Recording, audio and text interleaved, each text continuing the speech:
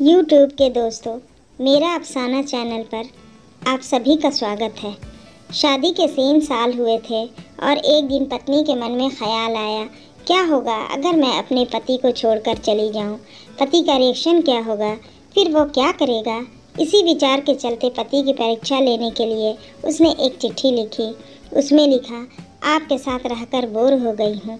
मुझे अब इस गृहस्थी से कोई लगाव नहीं है। मैं तुम्हारे साथ एक भी पल नहीं रह सकती, इसलिए मैं तुम्हें छोड़कर इस घर को जा रही हूँ। उसने वो चिट्ठी टेबल पर रखी और खुद बेड के नीचे जाकर छुप गई। थोड़ी देर बाद पति ऑफिस से घर लौट आया। उसे घर में अपनी पत्नी कहीं नहीं दिखी। फिर उसकी नज़र टेबल पर रखी चिट्ठी पर पड़ी।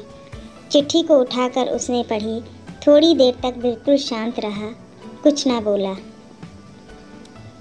फिर उसने उसी चिट्ठी में पीछे कुछ लिखा और अपने मोबाइल में गाने बजाकर ज़ोर ज़ोर से नाचने लगा।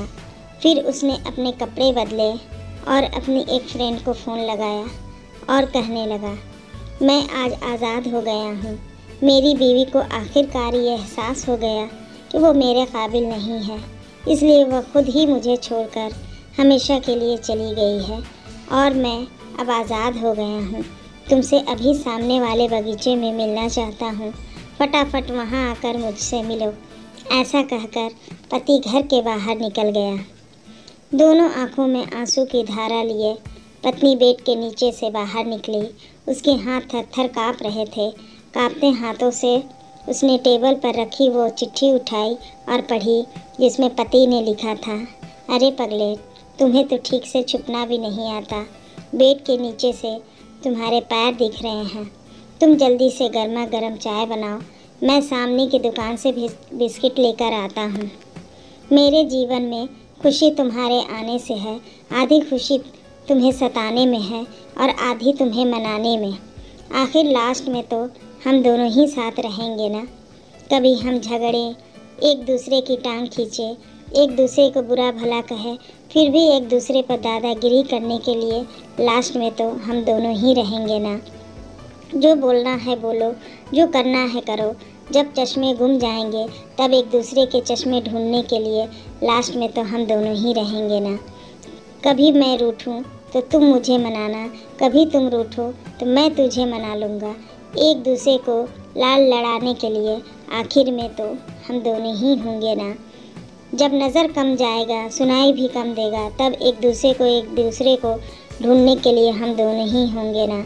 जब घुटनों में दर्द बढ़ जाएगा, कहीं आना जाना भी बंद हो जाएगा, तब एक दूसरे के नाखून काटने के लिए तो हम दोनों ही होंगे ना। मेरी रिपोर्ट तो बिल्कुल क्लियर है, आई एम ऑल राइट बोलकर एक दूसरे को चिढ़ाने के लिए आखिर तो हम दोनों ही होंगे ना। जब हम दोनों का साथ छूटेगा, अंतिम विदाई होगी, तब एक दूसरे को माफ़ करने के लिए आखिर हम दोनों ही होंगे ना। आखिर में सिर्फ हम दोनों ही होंगे ना। दोस्तों, कहानी ख़त्म होते ही बीवी रो रो कर बुरा हाल हो गया। उसे पता चल गया उसका पति उससे कितना ज़्यादा प्यार करता है।